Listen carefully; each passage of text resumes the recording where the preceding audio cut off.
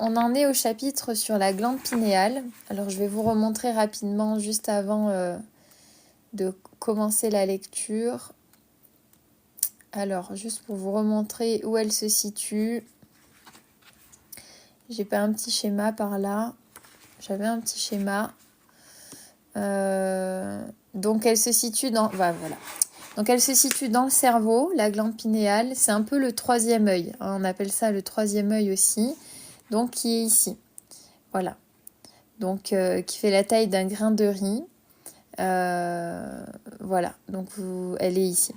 Donc on est donc dans ce chapitre, il est en train d'expliquer du coup en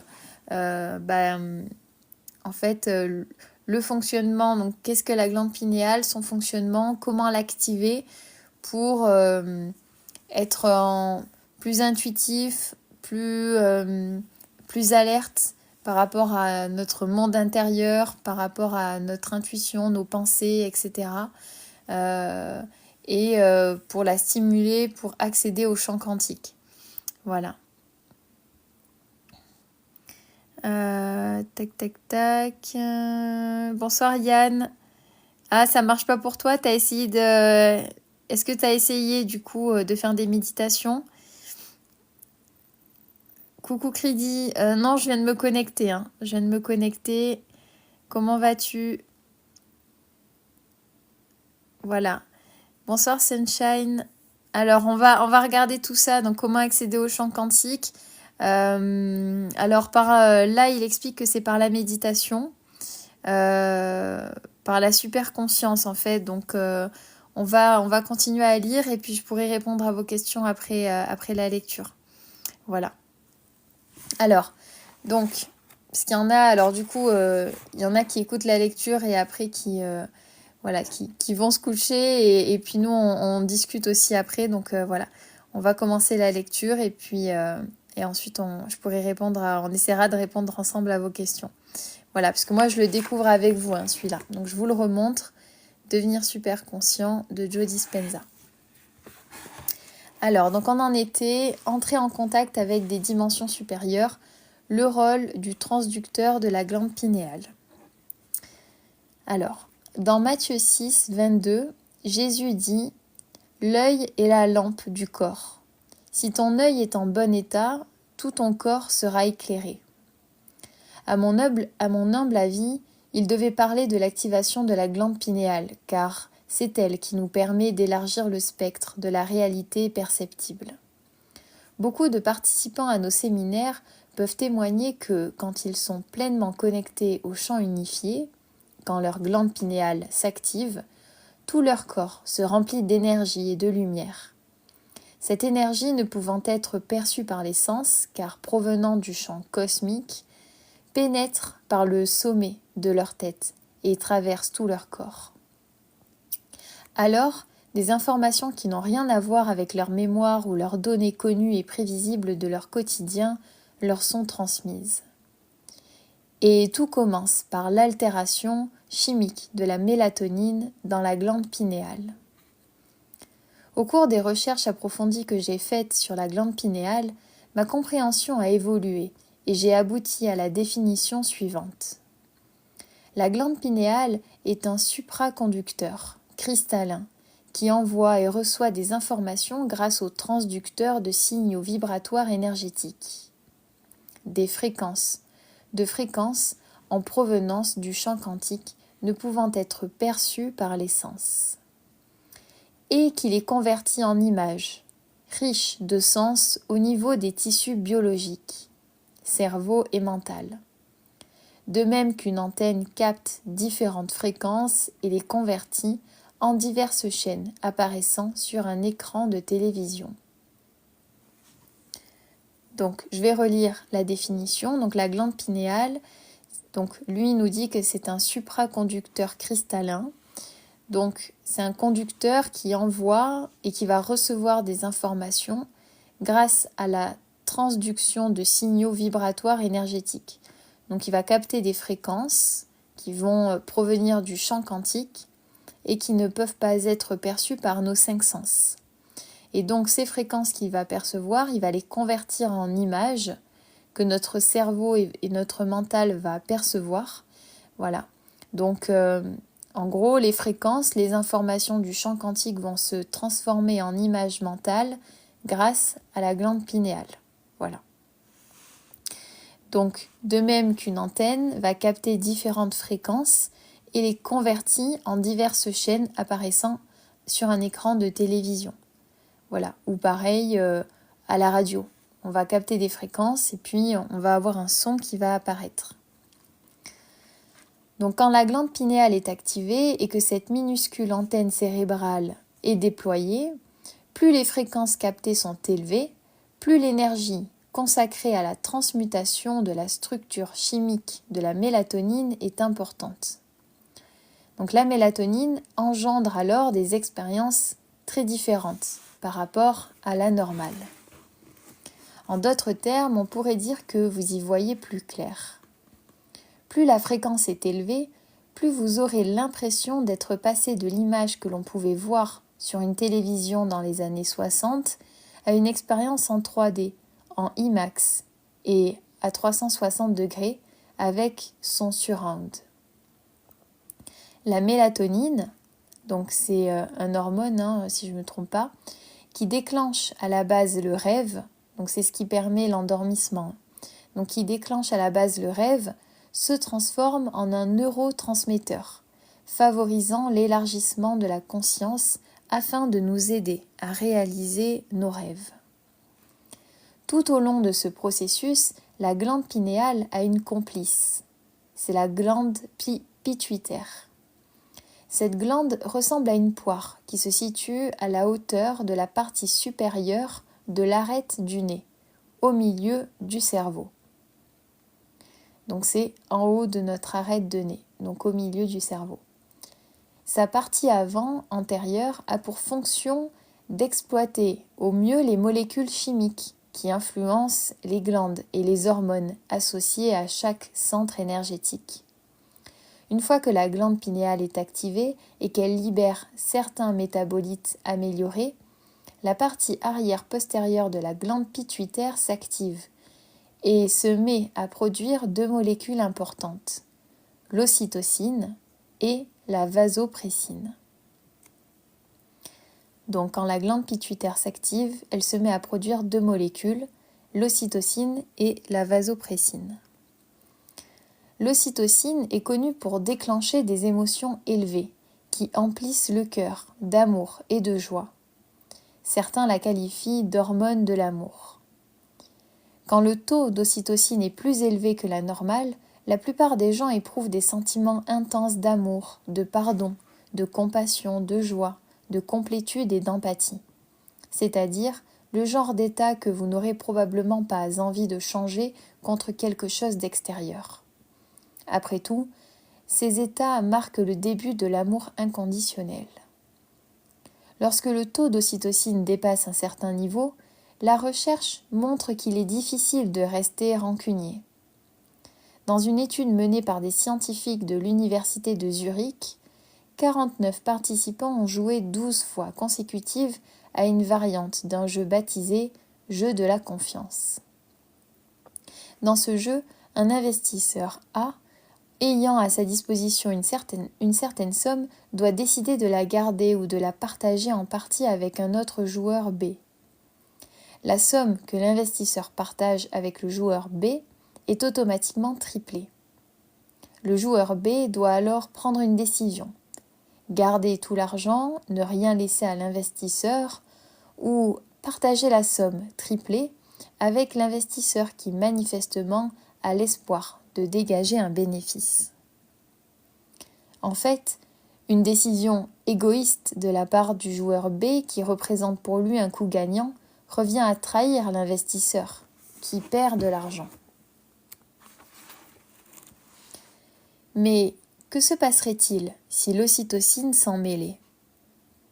Dans cette étude, les chercheurs ont donné à certains joueurs une giclée d'ocytocine dans le nez avant que le jeu ne commence, et à d'autres une giclée de placebo. Puis les chercheurs ont fait des IRMF, imagerie à résonance magnétique fonctionnelle, du cerveau des investisseurs, au moment où ils prenaient leurs décisions concernant la somme à investir et la confiance à accorder ou non. Au bout des 6 premiers tours, les investisseurs étaient informés du devenir de leurs investissements. Leur confiance avait été trahie, environ la moitié du temps. Les participants qui avaient reçu le placebo avant le jeu se sentaient en colère et trahis et décidèrent d'investir beaucoup moins d'argent dans les 6 derniers tours.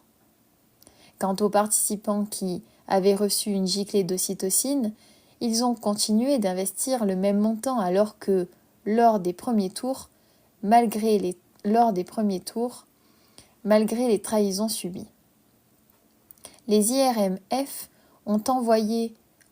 Sur les IRMF, on voyait que les zones cérébrales principalement affectées étaient l'amygdale, associée à la peur, l'anxiété, le stress, l'agressivité, et le striatum dorsal, qui gère les comportements futurs en fonction des témoignages positifs reçus.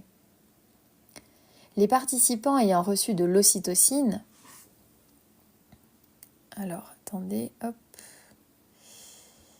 voilà, parce que j'ai eu une contestation, ok.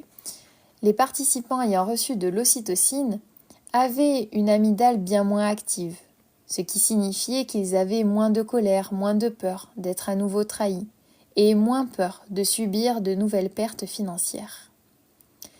Il y avait également une activité bien plus tranquille de leur striatum dorsal, ce qui signifiait qu'ils n'avaient plus besoin de s'appuyer sur des résultats positifs pour prendre des décisions concernant leur avenir.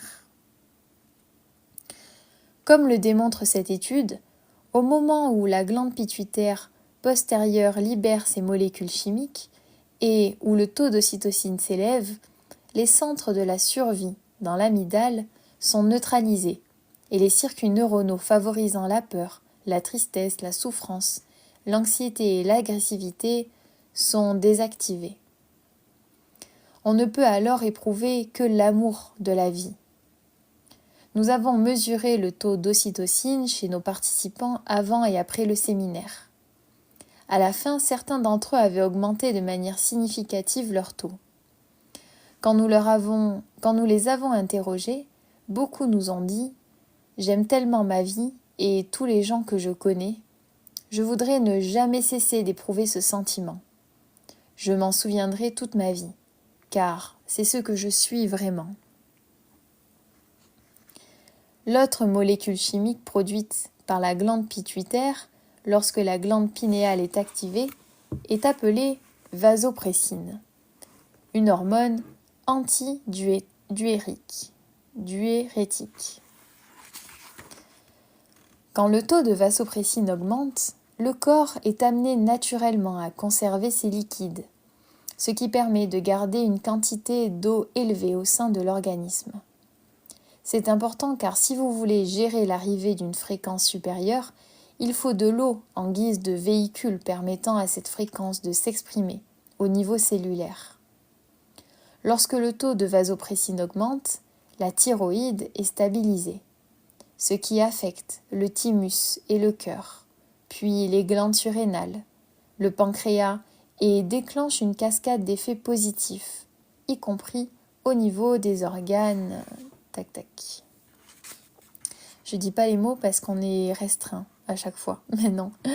Voilà, donc il y a des mots que je vais pas dire. Quand on se connecte à ces fréquences supérieures, on a accès à une lumière différente, dont la fréquence est plus rapide que celle de la lumière visible. Soudain, une intelligence supérieure s'active en nous. La glande pinéale étant activée, on est à même de capter des fréquences plus élevées, ce qui modifie la structure chimique du corps. Et plus la fréquence reçue est élevée, plus la transformation se fait en profondeur, ce qui signifie que nos expériences sont d'autant plus visuelles, hallucinogènes et élevées en énergie. Les cristaux se trouvant dans notre glande pinéale faisant office d'antenne cosmique sont les portes qui nous ouvrent à ces dimensions vibratoires supérieures. C'est ainsi que nous faisons des expériences intérieures qui sont pour nous plus réelles que nos expériences extérieures. Ces métabolites pinéaux, produits par le corps, ont les mêmes sites récepteurs que la sérotonine et la mélatonine, mais sont porteurs d'un message chimique très différent, en provenance d'une dimension immatérielle. Il en résulte que le cerveau est prêt à vivre une expérience mystique, que la porte est ouverte à d'autres dimensions et que l'individu est prêt à passer de l'espace-temps au temps-espace. Et puisque toute fréquence véhicule un message qui engendre des modifications chimiques une fois que la glande pinéale est activée, que vous commencez à entrer en contact avec ces fréquences supérieures et que votre état de conscience se modifie, ces énergies élevées se traduisent souvent par des figures géométriques complexes et variables, généralement perçues mentalement. Des informations sont alors transmises. Lorsque vous vivez ce genre d'expérience mystique, votre système nerveux étant dans un tel état de cohérence, il est capable de recevoir des messages harmonisateurs. Dans l'obscurité propre au vide, la glande pinéale devient le vortex de ces structures et paquets d'informations très organisés. Quand votre attention se tourne vers eux, tel un kaléidoscope, ils changent constamment. De même qu'une télévision capte des fréquences et les transforme en images sur votre écran, la glande pinéale transforme par voie chimique ces fréquences supérieures en images surréalistes d'une grande clarté. Sur le graphique 13 du cahier de couleurs, que je vais vous montrer, on voit certaines de ces figures géométriques qui relèvent de ce que l'on appelle la géométrie divine ou sacrée. Alors je vous montre. N'hésitez pas à tapoter à fond sur le live parce qu'on a été restreint. Voilà, s'il vous plaît. Donc voilà, donc ça c'est les ondes porteuses d'informations donc qui vont véhiculer, en fait qui vont envoyer des images géométriques. Donc voilà, des configurations géométriques complexes sont des ondes porteuses de fréquences et d'informations pouvant être retraduites par le cerveau en images très fortes. Bien que ces images soient bidimensionnelles, elles donnent une idée de la manière dont ces structures apparaissent. Donc voilà, donc ça c'est les formes géométriques qu'on avait déjà vues la dernière fois et qui nous représentent là. Donc je vous les montre, vous voyez. Hop. Voilà, c'est beau, hein. Moi j'aime bien. Voilà. Alors, cela fait des milliers d'années qu'elles existent. Au chapitre 8, j'ai expliqué que ces structures ressemblent à des mandalas d'antan. Elles sont porteuses de fréquences énergétiques informationnelles que votre cerveau, par l'intermédiaire de la glande pinéale, traduira, pour peu que vous vous abandonniez à l'expérience, en images très claires et en expériences lucides. La meilleure chose à faire, en présence de ces figures géométriques, est de laisser faire et de ne rien forcer. En règle générale, ces formes ne sont ni bidimensionnelles ni statiques. Elles sont au contraire vivantes, s'inscrivant dans la profondeur et comprennent des formes fractales très cohérentes, qui sont sans fin et d'une complexité sans borne. On peut également aborder ces phénomènes du point de vue de la cymatique, tiré du grec signifiant vague. Ce terme fait référence aux phénomènes vibratoires ou fréquentiels. Imaginez par exemple que vous remplissiez un vieux haut-parleur de liquide, que vous l'éclairiez et que vous mettiez un morceau de musique classique. La fréquence ainsi créée finira par former des ondes stationnaires cohérentes.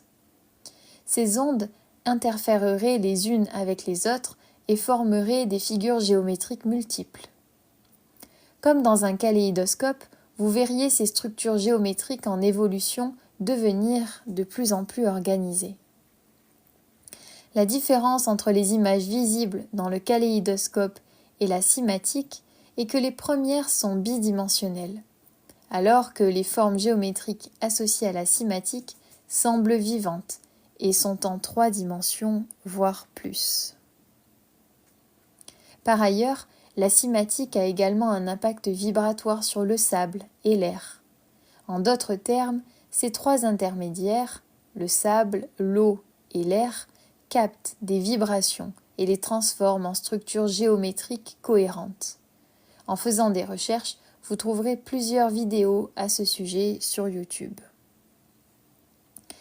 Lorsque votre glande pinéale capte des informations, elle se connecte sur les mêmes types d'ondes dans l'environnement qui vous entoure.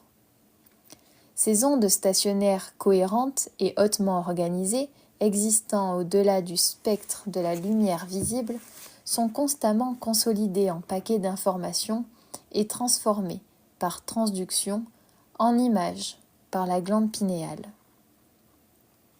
Il s'agit de structures informationnelles qui se croisent de manière très cohérente. Quand votre attention se porte sur elles, elles évoluent vers des formes toujours plus fractales, complexes, belles et divines. Ce ne sont que des informations qui sont exprimées par votre glande pinéale tel un transducteur en images. C'est l'une des raisons pour lesquelles j'ai décidé de me servir du kaléidoscope dans nos séminaires de niveau supérieur pour habituer le cerveau des participants à se laisser faire en présence de ces images complexes et à reconnaître plus facilement ce type d'informations et à s'y ouvrir. En outre, le kaléidoscope permettant au cerveau d'entrer en onde alpha ou θ et rendant plus influençable. On voit bien que cet outil permet d'entrer en transe et prépare le subconscient à l'expérience mystique. Une fois que la glande pinéale capte ces images, attachez votre ceinture, car c'est là que les choses deviennent intéressantes. Vous pourriez sortir de votre corps et traverser un tunnel de lumière, ou alors tout votre corps pourrait se retrouver rempli de lumière. Vous pourriez même avoir le sentiment de ne faire plus qu'un avec l'univers, et en regardant votre corps depuis l'endroit où vous vous trouvez, vous pourriez même vous demander comment faire pour le regagner. Au début de ce genre d'expérience très profonde, on a deux choix. Soit on se contracte et on laisse la peur nous dominer parce qu'on est face à l'inconnu, soit on laisse faire et on fait confiance, justement parce qu'on est face à l'inconnu. Et plus on lâche prise, plus l'expérience devient profonde, moins on a envie de revenir à son état normal en onde bêta. Le moment est donc propice à l'abandon de soi, à la détente et à l'approfondissement de cet état de conscience transcendantale. À ce moment-là, vous n'êtes ni endormi, ni réveillé, ni en train de rêver. Vous transcendez ces réalités. Et si tout se passe bien au niveau chimique dans le cerveau, votre corps est complètement relâché. C'est à cela que l'on s'habitue, à s'ouvrir à des états toujours plus élevés de complétude, d'unité, d'amour et de conscience modifiée. Mais les choses ne s'arrêtent pas là. Alors, je vous remonte le livre qu'on lit avant de continuer. Donc c'est devenir super conscient, transformer sa vie et accéder à l'extraordinaire. Voilà. Donc n'hésitez pas à tapoter sur le live. Merci beaucoup. Alors les modifications chimiques créent une nouvelle réalité. Alors attendez, je vais juste regarder. 1, 2, 3, 4, 5, 6, 7, 8. Ok, donc on va lire les 8 pages et on aura fini le chapitre. Donc les modifications chimiques créent une nouvelle réalité. Imaginez qu'en cet instant, même tous vos sens soient 25% plus performants. Imaginez qu'en cet instant même, tous vos sens soient 25% plus performants. Si tel était le cas, tout ce que vous verriez, écouteriez, goûteriez, sentiriez et toucheriez vous permettrait d'avoir une conscience plus affûtée de votre environnement. Ainsi, l'expansion de la conscience permet au cerveau de recevoir davantage d'énergie, car il ne peut y avoir de changement de conscience sans changement énergétique, et vice-versa. Quand votre cerveau se relie à une fréquence nouvelle, en rapport avec un niveau de conscience supérieur, il s'active, et vos sens étant plus performants, votre état de conscience personnel s'élève. Plus grande est l'énergie ou la fréquence, plus grande est la modification chimique du corps, plus grand est le degré de lucidité. Ainsi, quand vous vous trouvez dans cet état transcendantal, vous vous sentez plus éveillé et plus conscient que dans la réalité de tous les jours. Et vous avez le sentiment de vous trouver réellement dans cette réalité transcendantale. Si vous captez des informations sans passer par les sens, des informations n'ayant pas pour origine la lumière visible, c'est-à-dire le soleil, on comprend pourquoi l'on parle de troisième œil. Votre expérience intérieure ayant été très profonde, elle crée de nouveaux réseaux neuronaux, comme toute nouvelle expérience. Quand votre corps traite ces énergies supérieures, sa structure chimique évolue et le produit fini d'une expérience étant une émotion. Il en résulte des sentiments élevés. Alors, vous voyez les choses sous un nouvel œil, une nouvelle vision. Les émotions représentant une énergie, lorsque votre fréquence diminue et que vous éprouvez des émotions de survie, vous vous identifiez davantage à la densité matérielle. Mais dans les états supérieurs de conscience, la fréquence étant plus élevée, vous vous identifiez moins à la matière et davantage à l'énergie. Dans la mesure où l'environnement envoie des signaux aux gènes se trouvant dans les cellules et où les expériences liées à notre environnement créent en nous des émotions, les émotions étant donc des témoins chimiques de nos expériences, en l'absence de changement externe, il n'y a rien qui change à l'intérieur du corps, qui représente toujours l'environnement externe de la cellule.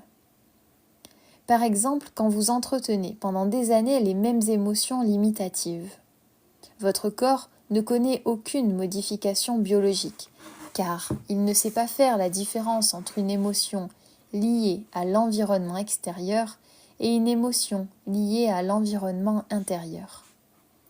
En réalité, l'organisme croit vivre dans le même environnement car les mêmes émotions produisent les mêmes signaux chimiques.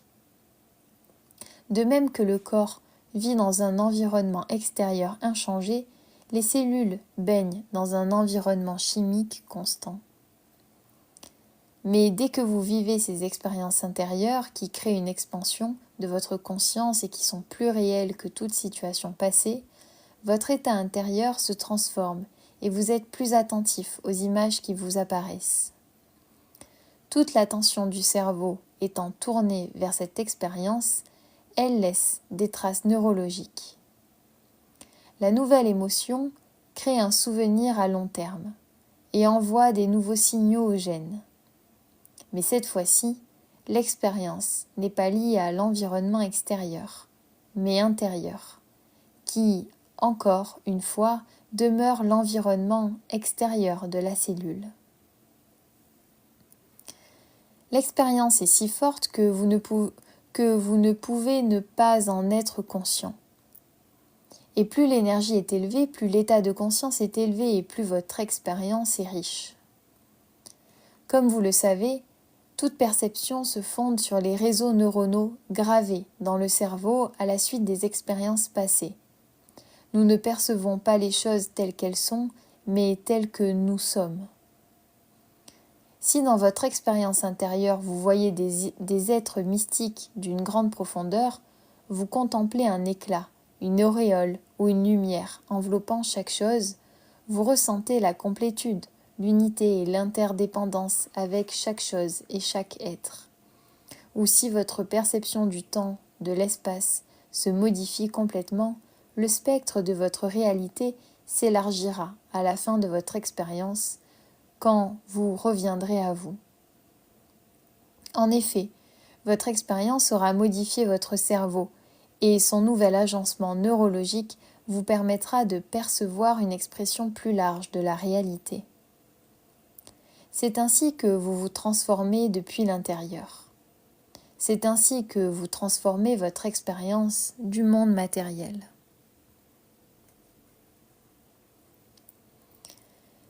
L'évolution, au niveau de l'individu comme de l'espèce, est un processus lent.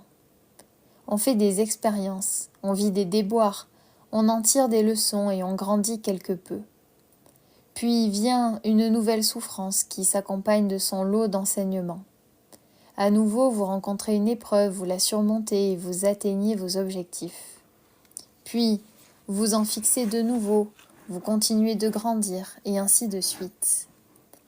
Ce processus est lent parce que vous recevez peu d'informations nouvelles de votre environnement extérieur. Mais grâce à ces expériences intérieures inconnues, qui sont plus réelles que toute expérience extérieure, votre perception de la réalité se modifie à jamais, car votre expérience vous transforme en profondeur.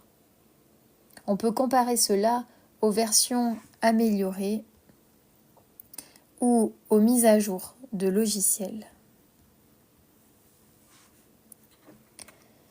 En effet, toute votre perception de la réalité repose sur votre vécu, et puisque vous venez de faire une expérience interdimensionnelle, votre cerveau est désormais en mesure de percevoir ce qui a toujours existé, mais qui lui échappait jusque-là. En faisant régulièrement des expériences spirituelles profondes, votre spectre de la réalité s'élargira de plus en plus.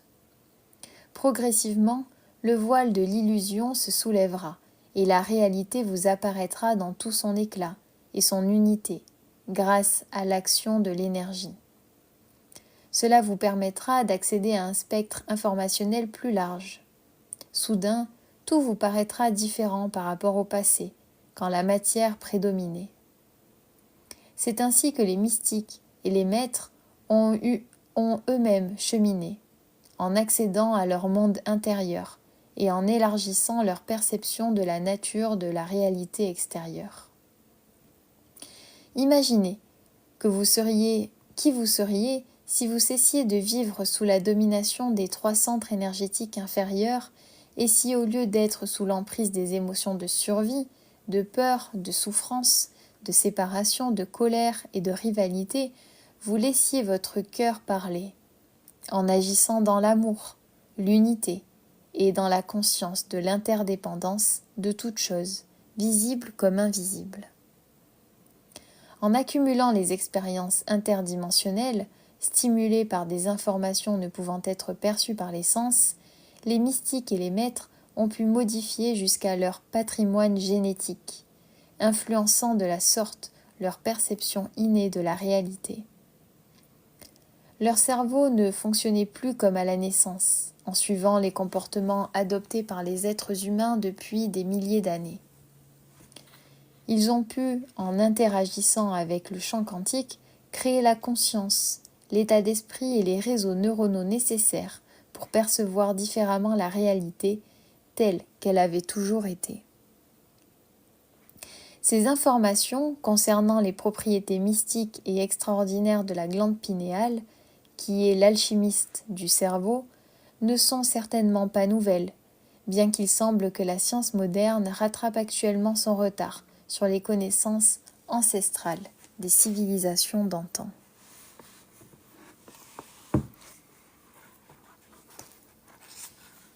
Alors, donc il nous reste 3 pages et on a fini le chapitre sur la glande pinéale. Alors, mélatonine, mathématiques, symbole ancien et glande pinéale. Le 23 juillet 2011, un crop circle ayant une ressemblance frappante avec la structure chimique de la mélatonine est apparu dans la campagne anglaise de Ranway dans le Wiltshire. Donc c'est ça. S'agit-il d'un canular élaboré ou un être provenant d'une autre dimension a-t-il essayé de nous envoyer un message ? À vous de juger si ce genre d'événement est le fruit du hasard ou d'une intention intelligente. Alors, le crop circle, donc, qui a été trouvé à Ranoué en Grande-Bretagne, est très similaire à la structure chimique de la mélatonine. Peut-être quelqu'un cherche-t-il à nous transmettre un message. Donc voilà. Bon, n'hésitez pas à me dire ce que vous en pensez. Je vous remontre. Voilà. Donc ça, c'est dans un champ. Ça a été fait dans un champ. Voilà. Par on ne sait qui. Ou on ne sait quoi. Voilà. Alors. Hop. Donc je continue. Le cerveau est doté de 2 hémisphères. En le coupant en 2 par le milieu pour révéler ces hémisphères, on obtient ce que l'on appelle la coupe sagittale. Sur la figure 12-12, soyez particulièrement attentifs. Donc c'est ça, 12-12. Soyez particulièrement attentifs à l'ensemble formé par la glande pinéale, le thalamus, l'hypothalamus, la glande pituitaire et le corps calleux. Cela vous rappelle-t-il quelque chose ? Cela ressemble fort au symbole de l'Égypte antique, qui est l'œil d'Horus, signifiant protection, puissance et santé.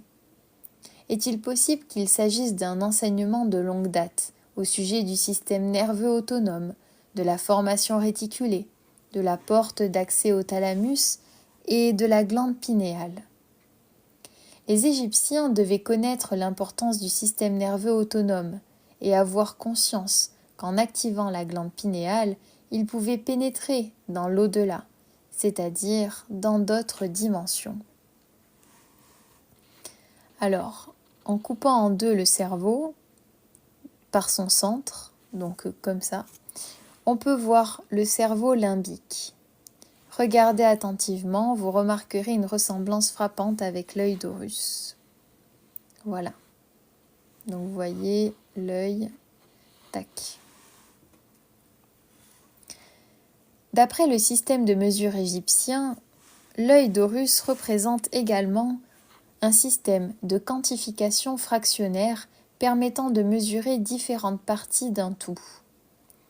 En mathématiques modernes, on parle de suite de Fibonacci. Comme je l'ai précédemment évoqué dans cet ouvrage, il s'agit d'une formule mathématique apparaissant partout dans la nature et présente dans le tournesol, les coquillages marins, l'ananas, la pomme de pin et même la structure de notre galaxie, la Voie lactée. Également associée au nombre d'or, la suite de Fibonacci se caractérise par le fait que tout nombre de cette suite est la somme des 2 précédents. Si vous superposez cette formule au cerveau et que vous le divisez en carrés selon la logique de cette suite, vous obtenez une forme fractale, c'est-à-dire une structure sans fin qui se produit à chaque échelle. Quand on commence au niveau de la glande pinéale, on obtient par cette formule la structure exacte du cerveau. Donc, on peut voir là. Vous voyez, c'est ça. Ça part de là, voilà. Commencez-vous à vous dire que cette glande a peut-être quelque chose de spécial. Donc, vous voyez, le rond, il est là. On démarre ici. Tac, voilà. Et là, il y a la glande pinéale. Donc, la glande pinéale, elle est là. Si on suit la logique du nombre d'or et que l'on adapte et qu'on l'adapte à la circonférence du cerveau, on obtient une spirale qui se termine exactement à l'emplacement de la glande pinéale. Dans la mythologie grecque Hermès était un messager des dieux qui pouvait voyager à sa guise entre les dimensions terrestres et divines. On le considérait comme un dieu des transitions et des dimensions, ainsi que comme un guide vers l'au-delà. Son symbole principal était le caducée, représentant 2 serpents enroulés autour d'une tige, au sommet de laquelle on observe 2 ailes déployées ou 2 oiseaux. Donc je vous la montre, c'est ça. Qui est, du coup, parce qu'on en a souvent parlé, qui est ça. Voilà.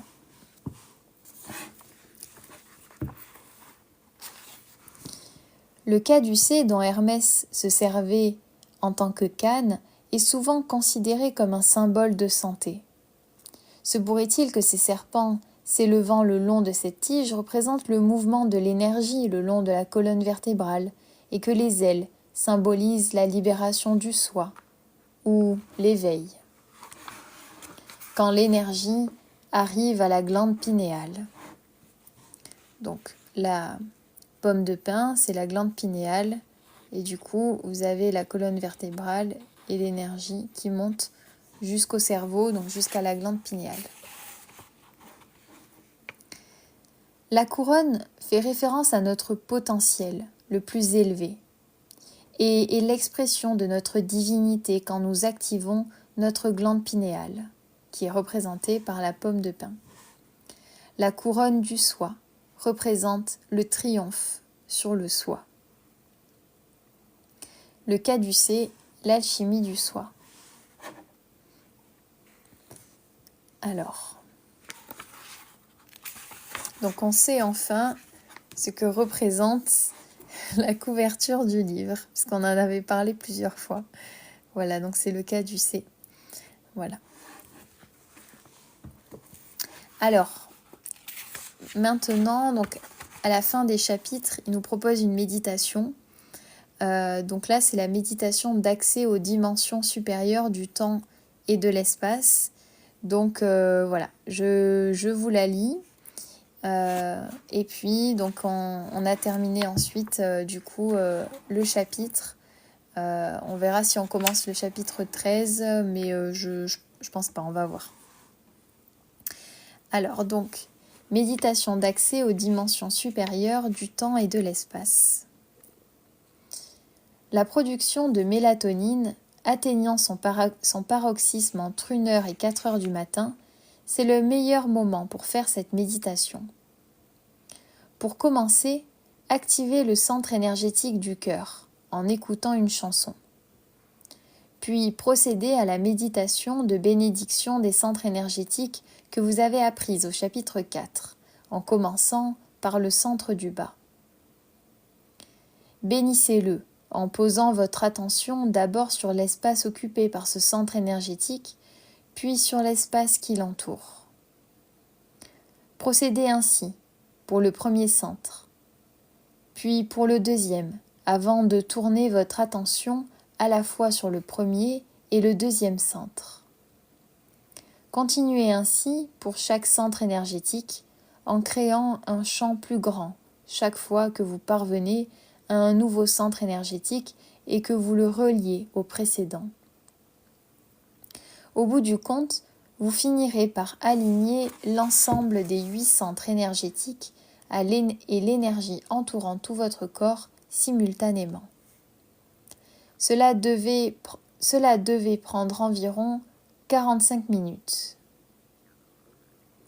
Puis, allongez-vous pendant une vingtaine de minutes et laissez votre système nerveux autonome recevoir ses ordres et rééquilibrer votre corps. Puis asseyez-vous et faites la respiration en faisant remonter cette énergie jusqu'au sommet de votre tête. Sur la rétention, contractez ce qui comprime les cristaux de la glande pinéale. L'active et crée un champ électromagnétique. Ce champ va s'étendre aussi loin que possible, puis s'inverser et comprimer les cristaux. À mesure que la fréquence augmente, vous entrez en contact avec des plans vibratoires de plus en plus élevés.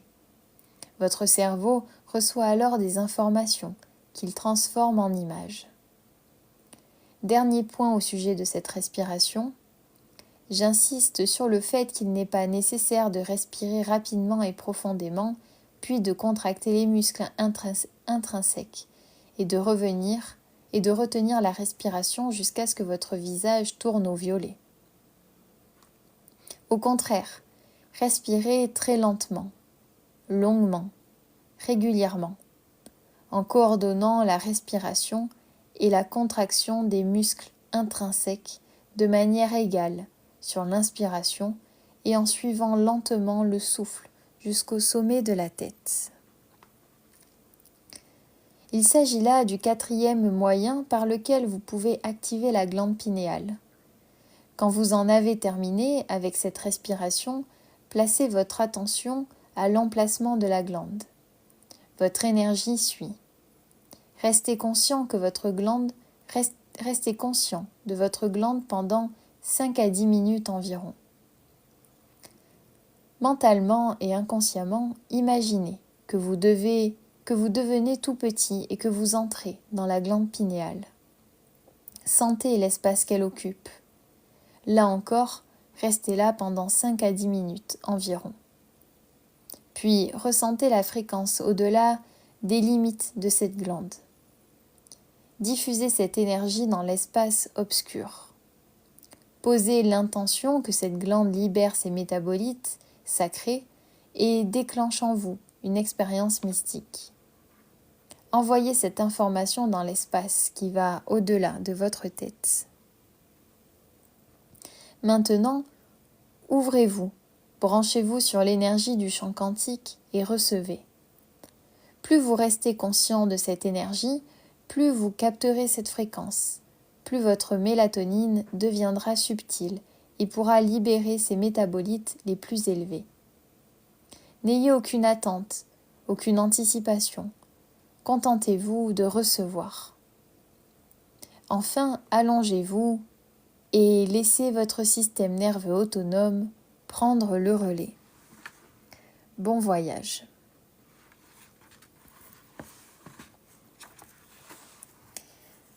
Voilà, donc on a terminé le chapitre 12 sur la glande pinéale. Voilà. Alors, donc, je vous remonte le livre qu'on lit en ce moment, donc en live. C'est Devenir super conscient, transformer sa vie et accéder à l'extraordinaire. Voilà, de Joe Dispenza. Donc ce soir, on a terminé le chapitre sur la glande pinéale. Voilà. Donc, alors attendez, je vais juste regarder. Ok, on lira le chapitre 13 la prochaine fois. Voilà, le prochain live, on lira le chapitre 13. Je ne sais pas si on le terminera. Et d'ailleurs, normalement, ce sera demain. Donc demain, on lira le chapitre 13. Voilà. Alors, pour les méditations, je pense que vous pouvez les retrouver sur YouTube. Il y a des personnes qui ont repris les méditations de Joe Dispenza pour faire des méditations guidées. Donc vous pouvez les retrouver sur YouTube. Vous les avez en français et en anglais. Et vous les avez sur la chaîne de Joe Dispenza, mais elles sont en anglais. Voilà. Donc n'hésitez pas à aller voir si ça vous intéresse pour accéder aux dimensions supérieures du temps et de l'espace. Voilà. Et vous avez du coup d'autres méditations. Attendez, je vais essayer de... Voilà. Donc que j'avais mise là dans mes petits papiers. Voilà. Vous avez par exemple la méditation reconditionnement du corps et du mental. Vous avez... attendez, parce qu'il est lourd le livre. Vous avez celle de la bénédiction des centres énergétiques. D'ailleurs, je vais vous montrer les centres énergétiques parce que pour tous ceux qui n'étaient pas là, voilà. Donc, les centres énergétiques, on les a ici. Donc, quand il disait les centres énergétiques du bas sont bloqués, c'est cela. Donc, c'est glandes sexuelles, glandes digestives et pancréatiques et les glandes surrénales. Donc, c'est le plexus mésentérique supérieur, plexus solaire, plexus supérieur et plexus solaire. Voilà. Et donc, en fait, donc il explique que au niveau des glandes, voilà, et le thymus et la thyroïde, on a du coup l'énergie circule en fait dans notre corps et condensée plus particulièrement sur ces points-là qui sont, on peut appeler ça des chakras aussi. Et donc on a du coup des émotions, des blocages énergétiques dus à nos pensées et nos émotions qui vont se bloquer dans ces 3 centres-là. Et donc, il nous les explique ici. Donc, sur celui du bas, c'est tout ce qui va être lié à nos expériences vécues et transmises aussi par le transgénérationnel. Donc sur tout ce qui va être sexuel, débauche sexuelle, dépendance, angoisse, confusion, souffrance, traumatisme. Voilà, je dis pas les mots parce qu'on va être encore bloqué, mais voilà. Ensuite, sur le plexus, du coup, c'est supérieur, je crois. Alors moi, je suis pas une spécialiste, mais du coup, voilà, c'est ça. Plexus supérieur, donc on a la culpabilité, la honte, la souffrance, l'indignité, le manque, la victimisation. Et sur le plexus solaire, on a la concurrence, le contrôle, l'impatience, l'ego, la vantardise. Voilà. Hop, attendez, il faut que je... Hop. Voilà. Attends, voilà. Puisque sinon le live allait s'éteindre. Donc voilà, donc quand il dit donc les centres énergétiques, c'est cela en fait, donc il faut que vous alliez voir ça. Voilà, et il explique en fait que l'énergie, alors dans les méditations, l'objectif c'est de faire remonter l'énergie jusqu'à la glande pinéale, voilà, pour en fait activer, alors en fait il faut faire remonter le liquide céphalorachidien, je crois, voilà, donc c'est ce qu'il explique là, quoi. Voilà, et donc, bon, évidemment, donc nous, on a pu lire, donc là, on a quasi terminé le livre, il nous manque 2 chapitres. Donc évidemment, pour ceux qui n'ont jamais lu le livre, ça peut paraître un peu obscur. Mais alors, n'hésitez pas à aller voir sur YouTube, vous avez beaucoup de contenu et vous avez mes replays des lives sur ma chaîne YouTube. Donc si ça vous intéresse, vous pourrez aller voir, voilà. Sachant que... les replays sont depuis le chapitre 5. Du coup, voilà, parce que ceux d'avant n'étaient pas publiés. Enfin bref, voilà. Donc, non, c'est le chapitre 4. Donc, n'hésitez pas à aller voir. En tout cas, même de toute manière, vous avez tout sur Internet. Voilà, n'hésitez pas à aller voir sur YouTube et tout ça. Et donc, quand il nous parlait des centres énergétiques dans cette méditation, c'est ce que je vous ai montré là. Voilà, donc on a terminé la lecture pour ce soir, on a lu le chapitre sur la glande pinéale et le prochain chapitre qu'on lira demain, c'est le chapitre 13, Projet cohérence pour un monde meilleur. Voilà, et puis il nous restera le chapitre 14 et on aura terminé, enfin, parce que vous voyez qu'il était assez balèze. Donc le chapitre 14, étude de cas, pourquoi pas vous. Voilà, mais hyper intéressant, franchement... super quoi.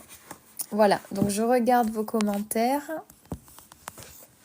Alors, merci beaucoup pour toutes les personnes qui tapotent sur le live. Merci beaucoup voilà, à tous ceux qui tapotent. On est à 10K, c'est super. Merci beaucoup. Alors, voilà. Donc, n'hésitez pas à me dire ce que vous avez pensé de la lecture. Est-ce que vous connaissez Joe Dispenza est-ce que vous aimez, est-ce que vous aimez pas, etc. Voilà, l'objectif En fait, sur ce live, donc moi je fais de la lecture de livres, comme vous pouvez le voir, c'est que du développement personnel. On a lu déjà... Alors, attendez, hop. On a lu déjà tout cela et cela. Voilà. Donc ça, c'est les derniers que j'ai pris. Le prochain livre qu'on lira après Joe Dispenza, c'est Influence et manipulation. Et ensuite, on a tout cela, qui sera intéressant de lire par la suite. Voilà. Donc merci beaucoup. Merci beaucoup. De rien, Naya. Chapitre 13, flippant comme Halloween. Exactement. Et en plus, ce sera un vendredi. Vendredi, chapitre 13. Je sais pas, Cridi, est-ce que c'est lié? Voilà, de rien, cette Kassaker. De rien, avec plaisir pour la lecture. Voilà, bonsoir tout le monde. Coucou Kaya. J'ai vu Eric aussi. Coucou Elvis. Voilà, bonsoir tout le monde. Ouais, bah si vous arrivez un peu tard, oui, ça semblait bien. Ouais, c'était intéressant. Donc c'était sur la glande pinéale. Si ça t'intéresse, Elvis, n'hésite pas à aller voir sur YouTube. Vous avez plein de vidéos. C'est vraiment très intéressant. Voilà, voilà. Merci beaucoup, Florence. Merci pour ton message. Euh, Oh, bah, thank you, Naya. Avec plaisir. Si c'était clair, bah, c'est parfait, hein. Ça veut dire que j'articule bien, donc merci beaucoup. Je connais Joe Dispenza, mais ce livre est difficile d'approche quand même. Enfin, il faut s'accrocher peut-être un peu. Oui, alors c'est vrai c'est un livre qui est compliqué, qui demande à être lu et relu. Je pense qu'il faut vraiment le lire plusieurs fois. Et après, ce qu'il nous dit, c'est qu'en fait, il faut pratiquer, quoi. Voilà.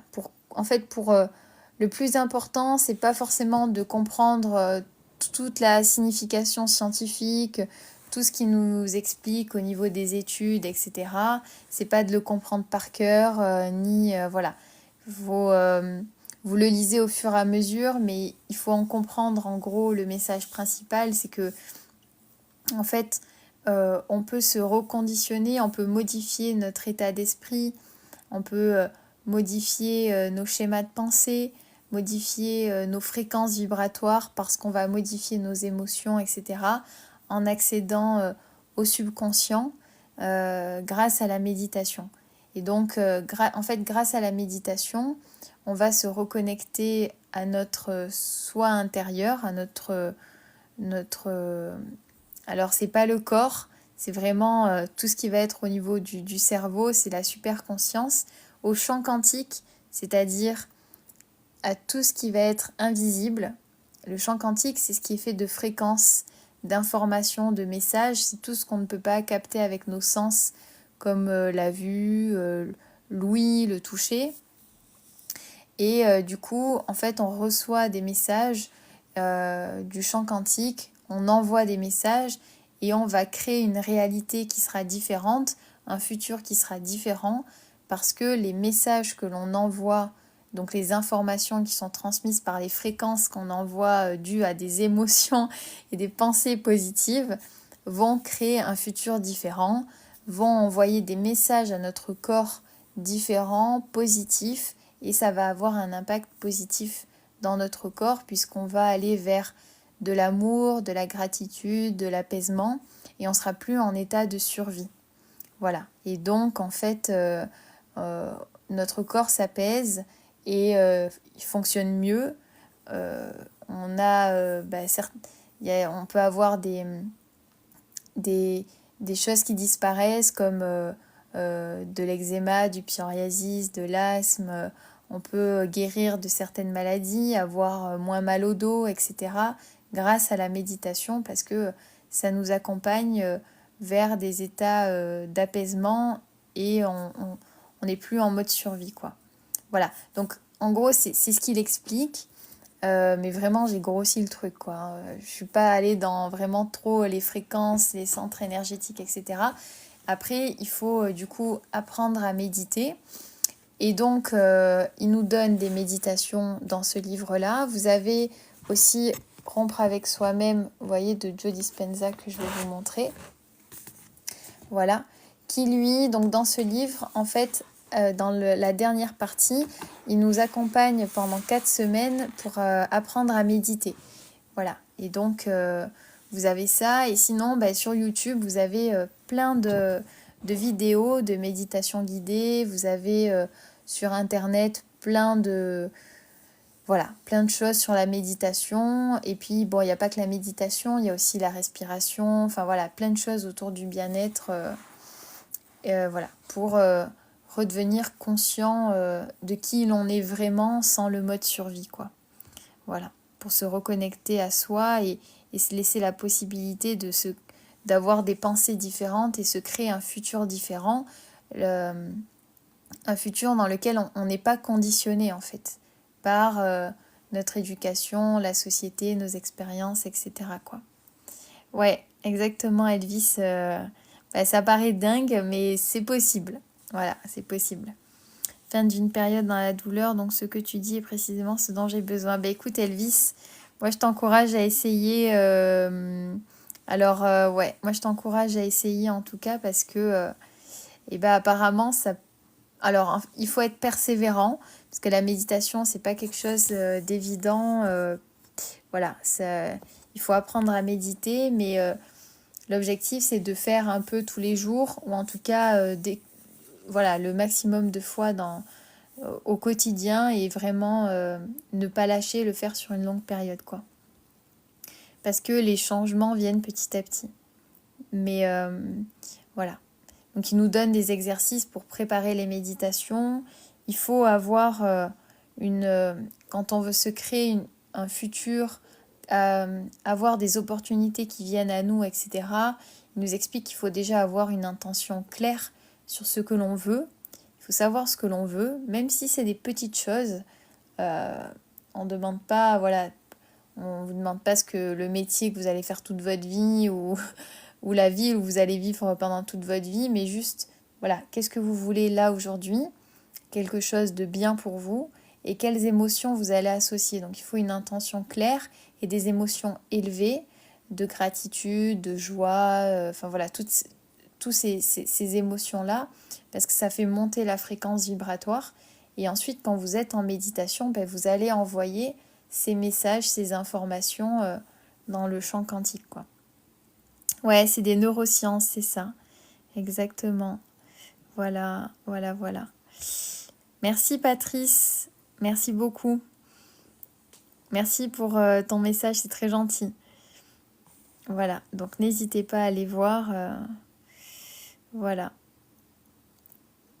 Elvis, si tu as un moment, voilà, si en ce moment c'est un peu plus calme pour toi au niveau de tes pensées, etc., n'hésite pas à le faire et même si on n'est pas en état de méditer, on se dit ouais non j'ai pas envie, il faut quand même le faire.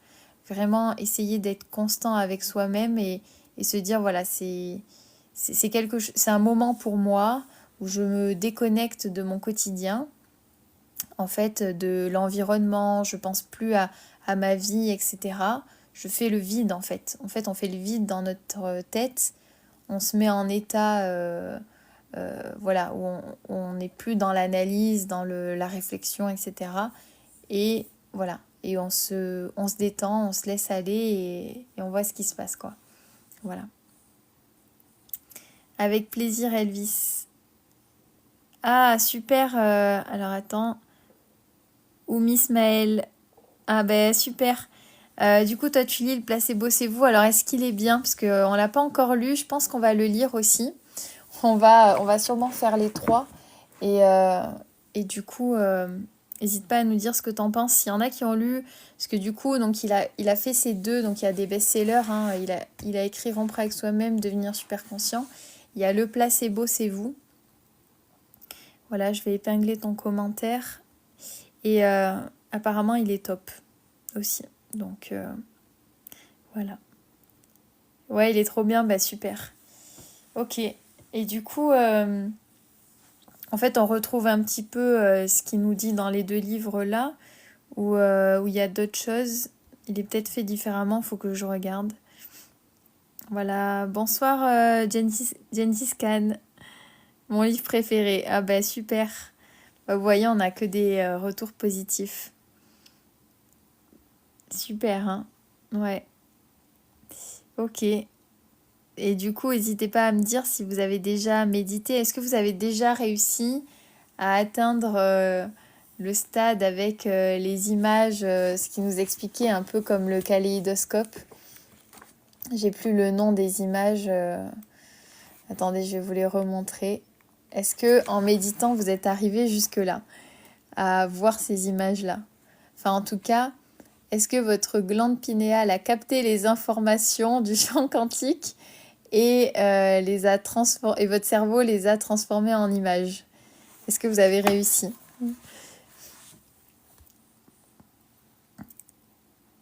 Ça va. Influence et manipulation, ça va nous changer de vibes. Ah non, mais c'est clair, Kaya. Là, c'est sûr que le prochain livre qu'on va lire, c'est celui-là, Influence et manipulation. Ça va être complètement autre chose. Mais ça va être hyper... ça va nous donner des bons outils pour, voilà, pour peut-être obtenir ce que l'on souhaite ou en tout cas déceler quand les gens essayent de nous manipuler ou de nous influencer. Je pense que ça va être intéressant. Apparemment, il est bien aussi, hein. Enfin, moi, j'avais commencé à le lire, je ne l'avais pas terminé. Donc, voilà. Comment c'est possible de voir le champ quantique? Ben justement, en fait, c'est en activant la glande pinéale. En fait, c'est ce qui nous explique, c'est que, en fait, il faut faire remonter toute l'énergie de notre corps jusqu'à notre cerveau grâce à des techniques. Alors, de ce que j'ai compris, hein, vous me dites en commentaire, hein, vous pouvez compléter évidemment, me dire si vous êtes d'accord ou pas. En fait, il faut faire remonter l'énergie jusqu'à notre cerveau, le liquide céphalo-rachidien qui... Voilà, donc on part de la base du bas de notre colonne vertébrale, on va faire remonter toute l'énergie pour aller stimuler la glande pinéale. Et donc, en fait, c'est elle qui va détecter les messages et qui va en fait faire le lien avec le champ quantique. Ça va être ce petit grain de riz qui va capter les informations et qui va en gros les faire se transformer pour que notre mental, notre cerveau les analyse et qu'on reçoive en fait les informations. Voilà. En fait, on le voit pas, le champ quantique, on le voit pas avec nos yeux. Le champ quantique, en fait, c'est des informations, c'est des énergies, c'est des fréquences, donc ça se perçoit pas. On peut capter ça par ces images-là et par l'énergie que ça nous procure. En fait, il explique que du coup, comme on est rechargé en énergie, parce en fait, après, on est un tout. On est relié au champ quantique et on est relié au tout. Et du coup, on est rechargé en énergie, donc on peut avoir des petites décharges d'énergie, ce qui nous expliquait. Voilà, on peut avoir des petites décharges d'énergie, on va ressentir beaucoup d'amour, beaucoup de gratitude, on va être dans la béatitude. En fait, c'est comme ça qu'on se rend compte qu'on est connecté, voilà, au champ quantique, de ce que je comprends, en tout cas, voilà. Mais n'hésitez pas à me dire, hein. Ce livre est magnifique, depuis cela m'a donné envie de le relire. Ah bah super, le meilleur du récit. Ah bah tant mieux, écoute.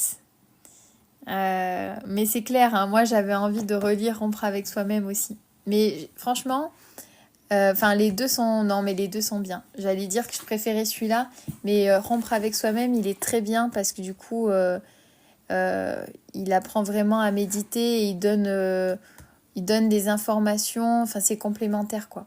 Parce que celui-là, il me semble qu'il a été écrit après Rompre avec soi-même, je crois. Donc, enfin, en tout cas, il y en a un qui complète l'autre. Je sais plus de quelle manière, mais voilà. Électrique 1M5, électromagnétique 2M5, quantique 6. C'est quoi Gengis Khan? C'est quoi 1M5? C'est intéressant, mais j'adhère pas à tout ce qu'il dit. Ouais. Oui, alors après, c'est sûr que ça dépend de chacun, quoi.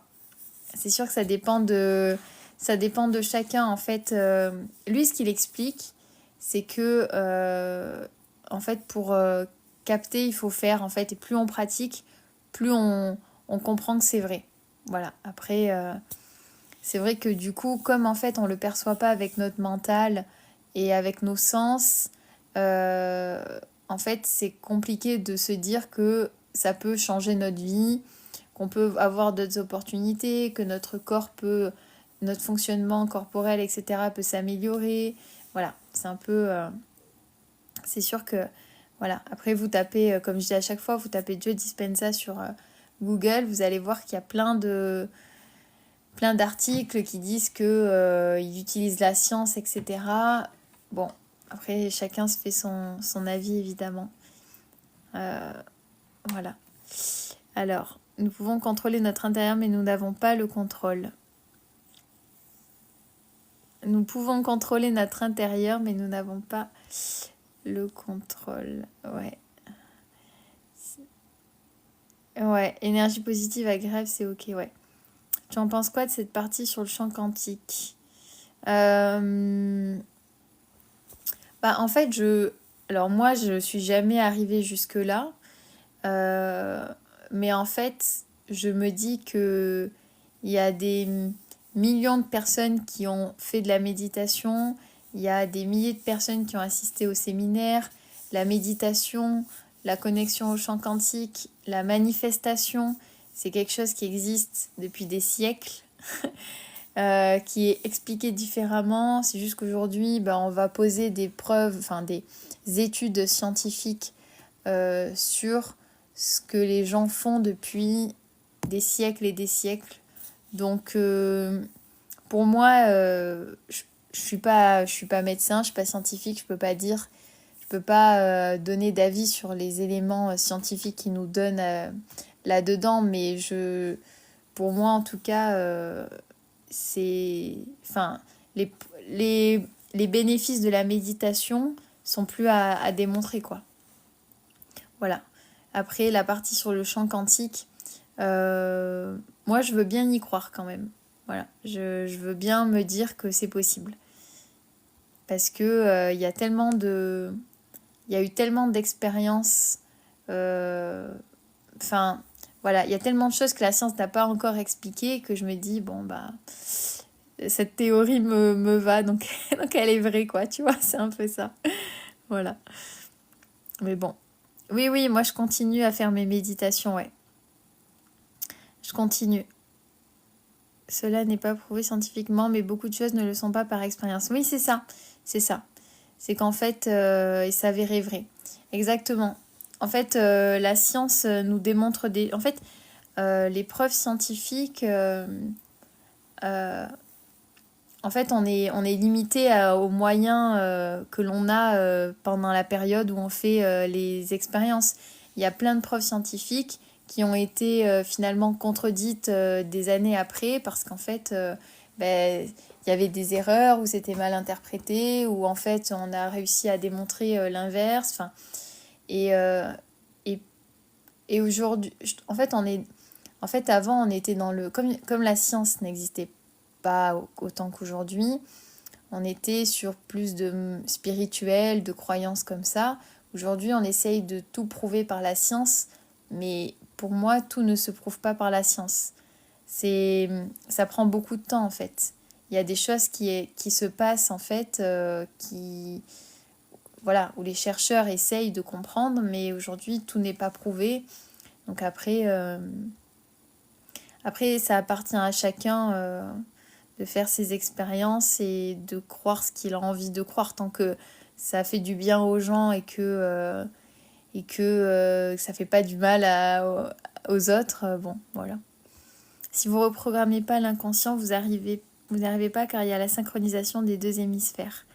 Ouais, c'est ça. Exactement, ouais.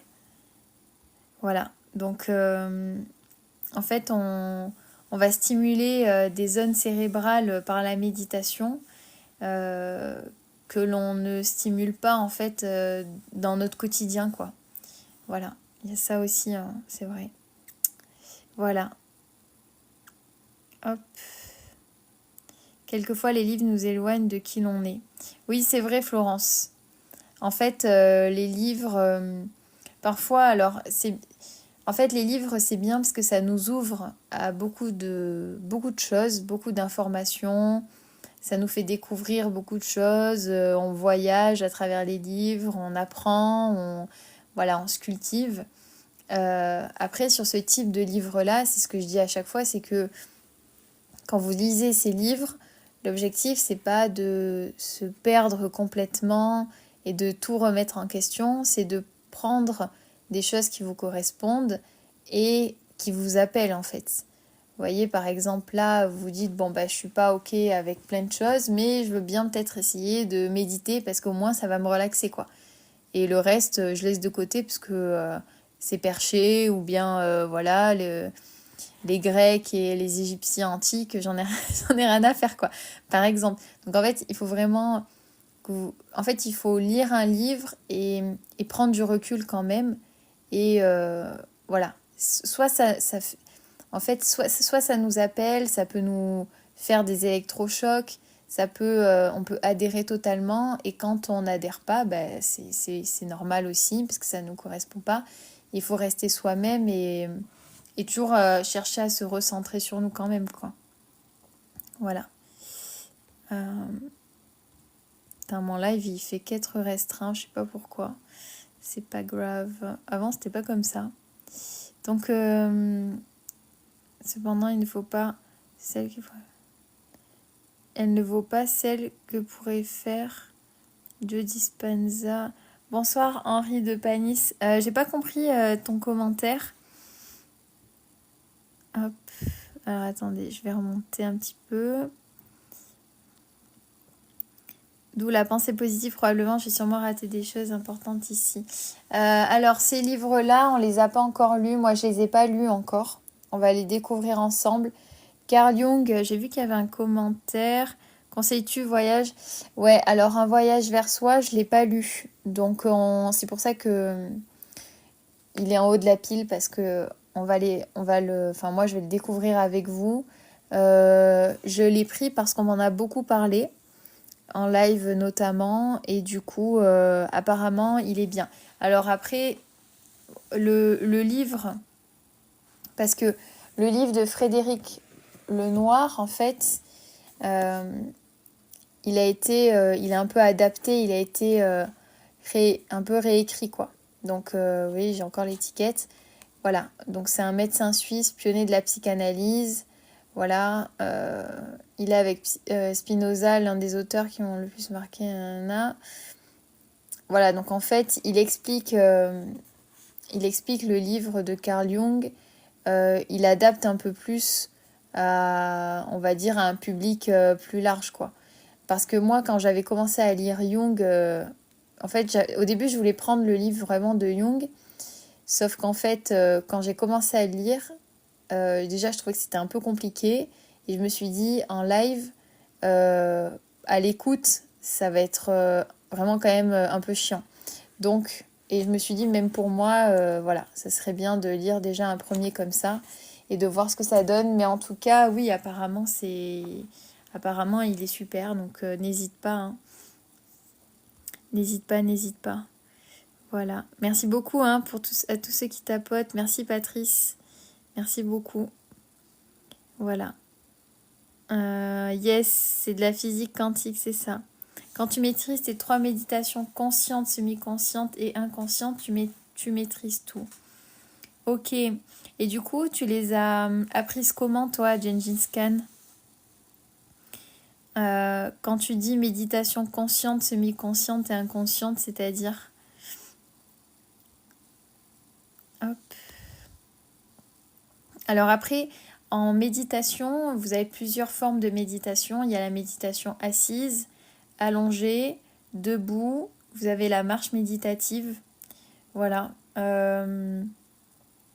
Et en fait, je regardais une vidéo la dernière fois et c'est ce qu'il explique à travers aussi la marche méditative. Et vous l'aviez dit aussi en live. C'est qu'en fait, quand on arrive à... En fait, l'objectif de la méditation, c'est de méditer même les yeux ouverts, quoi. En fait, on peut méditer, on peut être dans un état méditatif en ayant les yeux ouverts. Vous disiez la dernière fois dans les transports, en marchant, etc. Donc ça, je pense que ça doit être la méditation consciente. Voilà, écoute ton corps, ton âme, ton esprit et analyser et comprendre le tout. Ouais, très bonne initiative. Il y a la chaîne YouTube pour les replays, mais également des bonus exclusifs.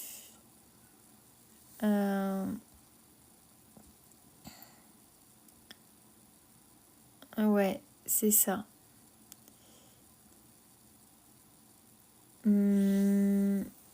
Hop. Alors, j'ai loupé des commentaires. Tac, tac, tac.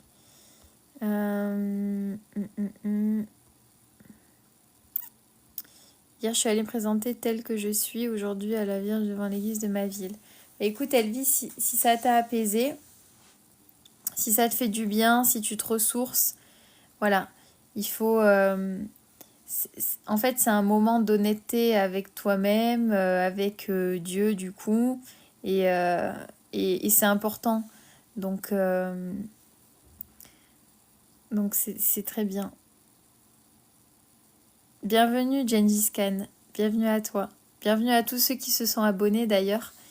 Tu n'as pas lu non plus Libérer le moment toxique, arrêter d'avoir peur et aller à l'avant, osez-vous.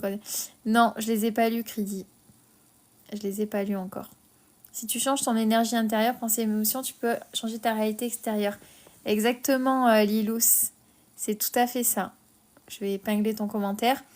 C'est tout à fait ça. En fait, notre réalité extérieure, c'est le reflet de nos pensées intérieures, de notre vision des choses, de nos ressentis. Voilà, notre vie est le reflet de ce qu'on a dans la tête, tout simplement. Et en même temps, du coup, c'est un peu compliqué parce qu'il faut aller modifier tout ça.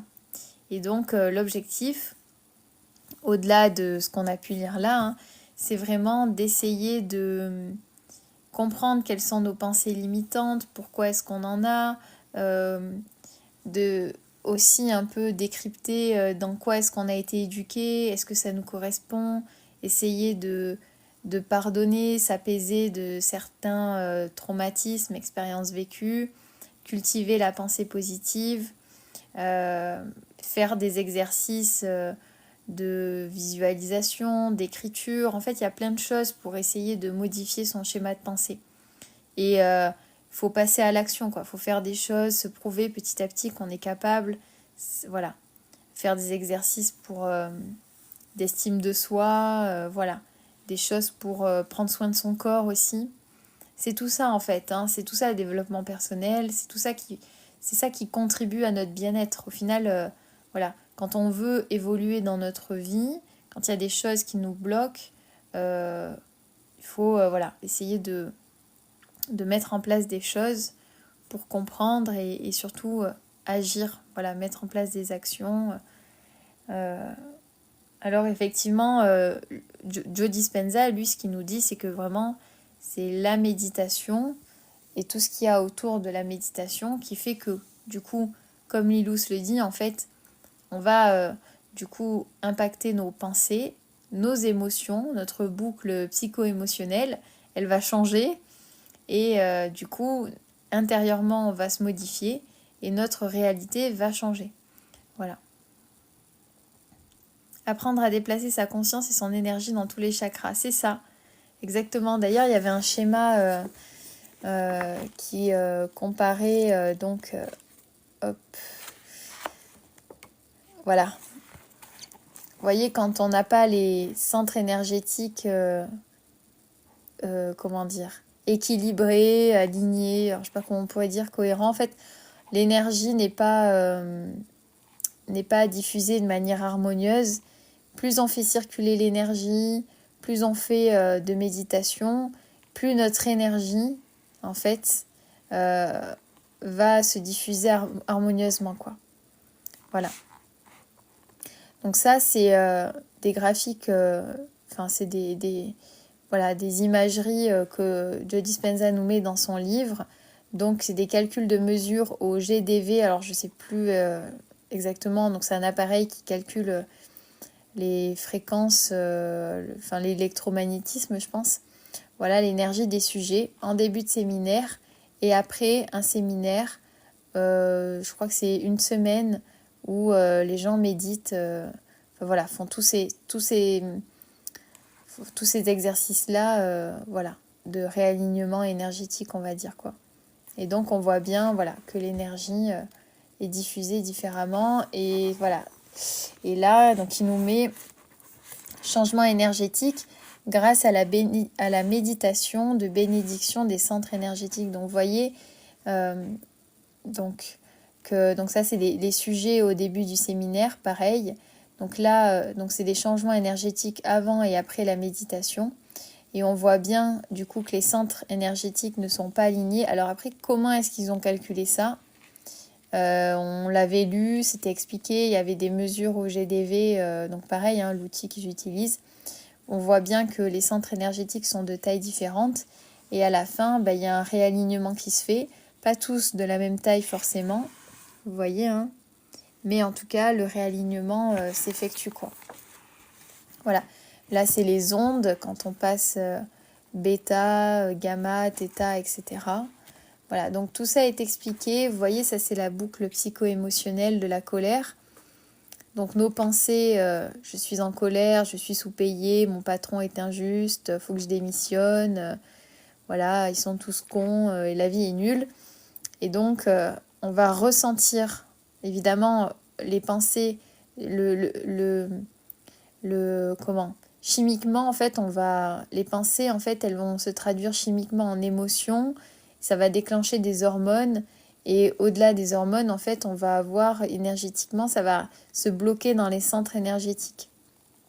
Donc voilà, donc vous voyez ici parce qu'en fait il y a des neurotransmetteurs qui envoient du coup les messages dans le cerveau, dans le corps, etc. Enfin voilà, après comme je vous dis, hein, je suis pas médecin, donc j'essaye d'expliquer, mais bon, voilà. Et donc, en fait, ce qu'il faut bien comprendre, c'est que les pensées créent des émotions qui vont se... Donc, les émotions, c'est des fréquences, c'est des énergies qui vont se bloquer dans certains centres énergétiques. Ici, c'est les centres de la survie. Donc, la colère, la peur, le stress, enfin, tout ce qui est pas ouf, quoi. Et comme on va ressentir ces émotions qui vont être bloquées, même si on n'a plus ces pensées-là, on a les émotions qui restent bloquées, les énergies qui restent bloquées, et ça va recréer derrière les pensées. Et du coup, ça ne s'arrête pas. Donc à un moment donné, il faut couper et voilà, activer une libération en fait de toutes ces énergies bloquées dans les centres en fait. Voilà. Ouais, la pensée positive, exactement.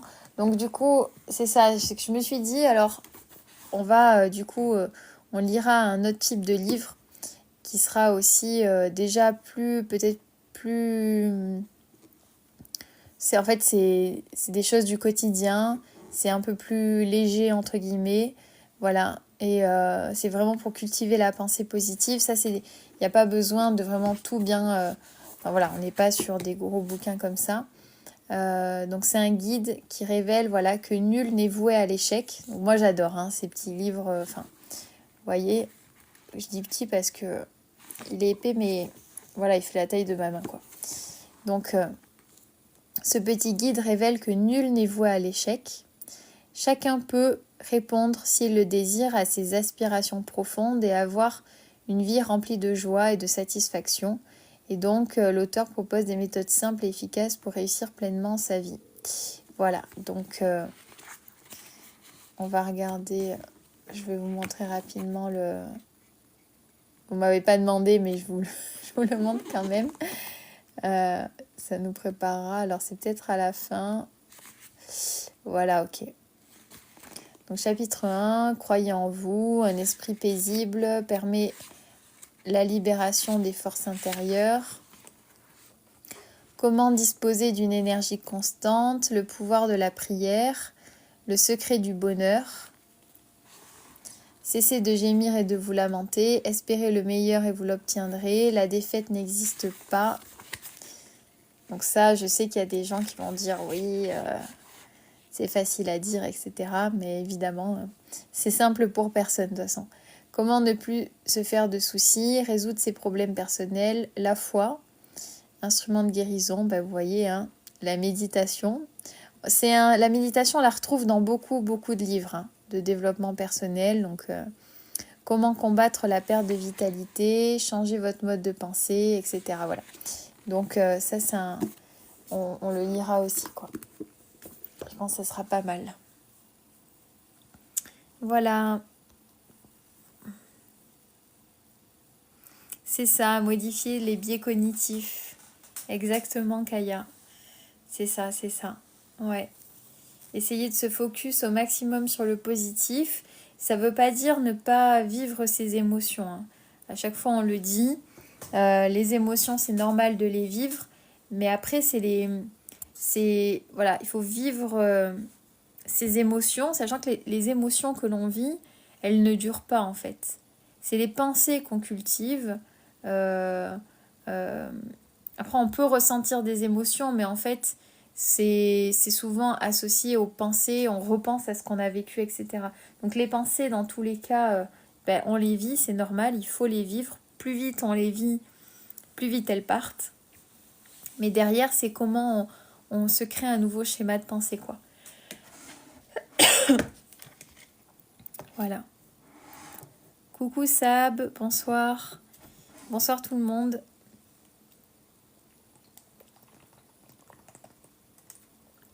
Hop. Alors,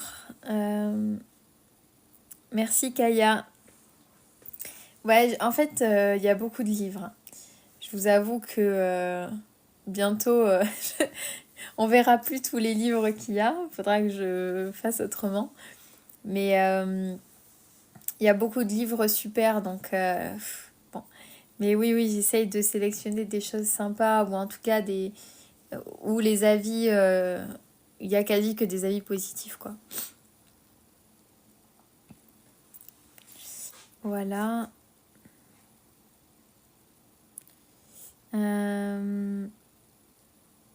Que pense notre oratrice préférée? J'ai pas vu Elvis. Je suis en train de regarder vos commentaires. Je comprends, c'est pas être une petite nature, au contraire, c'est avoir une... J'ai pas compris. En fait, j'ai pas vu tous les commentaires. L'échec n'existe pas, c'est juste une leçon amère. Exactement, Gengis Khan. Tout à fait. Exactement. L'échec, c'est juste un apprentissage. C'est une leçon. Alors, voilà. C'est juste... comme je dis à chaque fois, l'échec, c'est juste une étape qu'on doit faire différemment. C'est juste essayer de faire différemment, faire mieux, on apprend, c'est normal. L'objectif ne change pas. L'échec, ça nous permet juste de changer de chemin, de faire différemment pour atteindre l'objectif. Il faut jamais s'associer soi-même à l'échec, hein. C'est pas parce qu'on a un échec qu'il y a quelque chose qu'on n'a pas réussi à faire, même si on s'est tapé la honte, même si tout le monde est au courant, même si on a travaillé pendant très longtemps sur ce qu'on souhaitait et qu'on n'a pas réussi à obtenir ce que l'on voulait. En fait, c'est difficile sur le moment. Il faut pas s'associer à ça en se disant je vaux rien parce que j'ai eu un échec. Non, c'est juste que la méthode, la manière de faire, elle doit être approfondie ou elle doit être un peu changée. Mais c'est juste, voilà, c'est un apprentissage, hein. Et voilà, il faut vraiment essayer de prendre beaucoup de recul quand il y a un échec, quoi. Il faut prendre le temps de vivre ses émotions, mais ensuite, voilà, prendre du recul, mais exactement. Voilà. L'être humain attire le niveau d'énergie engendré. Tout à fait, ouais. Exactement. Oui, oui, oui. Alors, on attire par rapport à nos fréquences, à nos énergies. On voit ce que l'on... En fait, on va vibrer, on va avoir un certain taux vibratoire en fonction de nos pensées et nos émotions. Et on va attirer à nous ce que l'on est. Donc, exactement. La vie est un miroir de nos pensées et de nos énergies, hein. Donc, ouais. Les pensées deviennent notre identité si on traîne trop. Oui, oui, oui, c'est ça. Si on les traîne trop longtemps. Ouais, ça fait notre identité, notre personnalité. Parce qu'en fait, les émotions, les pensées, les émotions, en fait, on va vivre un événement ou plusieurs événements cumulés. On va, on va revivre l'émotion, repenser les mêmes choses. Et cette émotion qui était censée durer 1 heure, une journée, 2 jours, va devenir une attitude petit à petit au bout de 2, 3, 4 mois, 5 mois, ça va s'ancrer et au bout de plusieurs années, ça va finir par être notre personnalité. on va l'intégrer à notre identité, ouais. C'est ça. Et il faut absolument essayer de couper ça, quoi. Voilà. Parce que notre identité, c'est pas le fruit de nos expériences. En fait, on a des blessures, on vit des choses, on a des traumatismes, mais c'est pas réellement qui nous sommes. C'est une tâche, on va dire, c'est un vécu que l'on transporte avec nous, mais il faut aller vers la guérison, le pardon de soi, le pardon des autres, etc., etc., pour se libérer au maximum, essayer de se reconnecter à notre nous sans peur, en fait, à notre vraie identité, qui nous sommes, qu'est-ce qu'on aime, comment est-ce qu'on ose faire, quel type de relation on ose avoir avec les autres, etc., etc. Enfin, voilà. Bonsoir Janus. Des bouillottes, mais c'est la tête, l'autre chose sur le ventre pour activer des connexions. Bah oui, qui nous avait dit ça? Je sais pas si tu nous l'avais déjà dit sur un autre live, mais c'est vrai, ouais. Il faudrait que je teste. Est-ce qu'il y en a qui ont testé du coup? Je vais regarder ça sur internet, ouais. Je crois que les anges peuvent sembler être le mal pour nous garder sur le bon chemin. Parfois, on vit des choses mal pour se rendre compte, même les mauvaises choses, c'est des leçons pour se rendre compte de là où on doit aller, hein. Voilà, je suis en train de lire Devenir super conscient. Ah ben super, Janus. Bah écoute, nous on a terminé le chapitre ce soir sur la glande pinéale, donc on a lu le chapitre, et demain on lira le chapitre 13, Projet cohérence pour un monde meilleur. Donc n'hésite pas à nous dire ce que t'en penses, à revenir sur le live, je sais pas où t'en es dans ta lecture, et voilà, à nous dire si, voilà, à nous donner ton avis en tout cas. Ouais, les livres, c'est des objets déco, oui, oui, oui.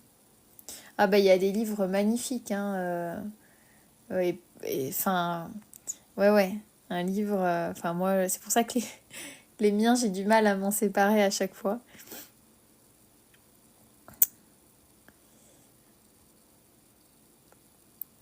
Quand est-ce que je vais enfin retenir et comprendre mes erreurs, garder ma foi et vivre en harmonie?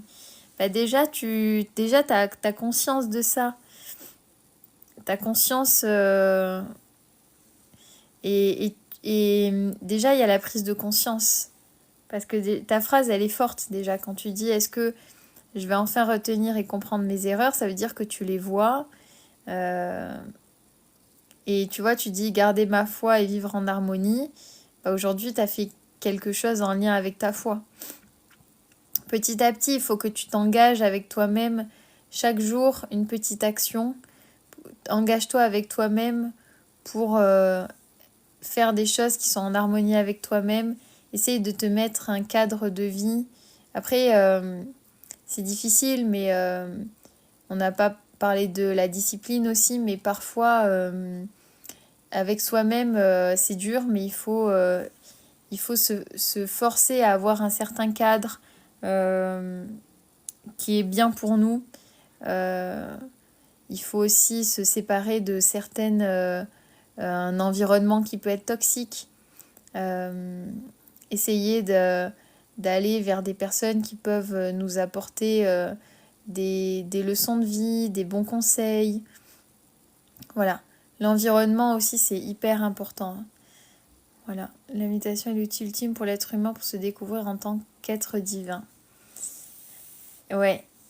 En fait, ça revient à chaque fois. C'est vrai que la méditation, c'est vraiment, comme tu dis, ouais. C'est toujours l'outil, c'est toujours le moyen, le, le meilleur moyen, en fait, de se reconnecter à soi. Voilà. Et ouais. Le problème, c'est qu'une erreur ne nous définit pas, mais en enchaînant des erreurs à répétition, celle-ci peut nous définir. Ouais. Euh, En fait, on pense que à répétition, elle peut nous définir, mais en fait, ouais. Quand il n'y a pas de prise de conscience, ça peut être compliqué. Mais parfois, il y a des prises de conscience et on n'a pas envie de changer aussi, hein. Parfois, la facilité, c'est de ne pas se faire souffrance et de ne pas se forcer aussi à essayer d'aller vers quelque chose d'autre. Parce qu'il faut bien comprendre aussi que notre corps et notre cerveau est habitué à certaines choses, à certains environnements, à certaines pratiques avec nous-mêmes, à certains modes de pensée. Et si on ne se force pas parfois à un moment à essayer de faire différemment pour se créer de nouvelles habitudes, pour voilà, prendre soin de nous, c'est pas forcément c'est pas un chemin facile, hein. C'est pas, les actions sont pas toujours faciles. Il faut prendre des décisions et voilà, pour soi. Et du coup, c'est ce qu'il dit dans le livre Christophe André, Imparfait, libre et heureux, sur l'estime de soi. Il dit qu'il faut être notre meilleur ami. Et un meilleur ami, parfois, va nous dire des choses qu'on n'a pas envie d'entendre. Ou va nous conseiller de faire des choses qu'on n'aurait pas envie de faire. Pourquoi ? Parce que c'est le mieux pour nous. Voilà. Bon, après, sauf... j'intègre pas les personnes qui ont des pathologies, des choses particulières, évidemment, qui sont de l'ordre du médical. Mais en tout cas, voilà. Voilà. Mais en tout cas, quand on a la possibilité, il faut essayer. Chacun décide ce qui est bien pour lui-même. Oui, mais parfois, ouais, ça dépend. Ouais, ouais, ouais.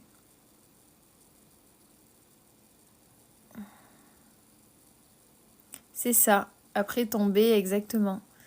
Tomber, c'est humain. On le fait tous, hein. Tout le monde. Même, voilà, les gens, même Joe Dispenza, hein. Voilà, tout le monde. On est tous humains. Bonsoir, être soi-même. Merci. Merci à toi pour ton message. Ah bah super, Janus, super. Et le deuxième aura intérieur. Oui, la glande pinéale. C'est ce qu'il dit, ouais, c'est ce qu'il dit. Le troisième œil, le deuxième aura intérieur. Hmm. Je suis en train de regarder l'heure. On va pas tarder à clôturer le live. C'est vrai que je ne l'ai pas dit, mais habituellement, je termine vers 23h. Et voilà. Donc, on va pas tarder du coup à clôturer le live. En tout cas, j'espère que que le live vous a plu. Que la lecture vous a plu aussi.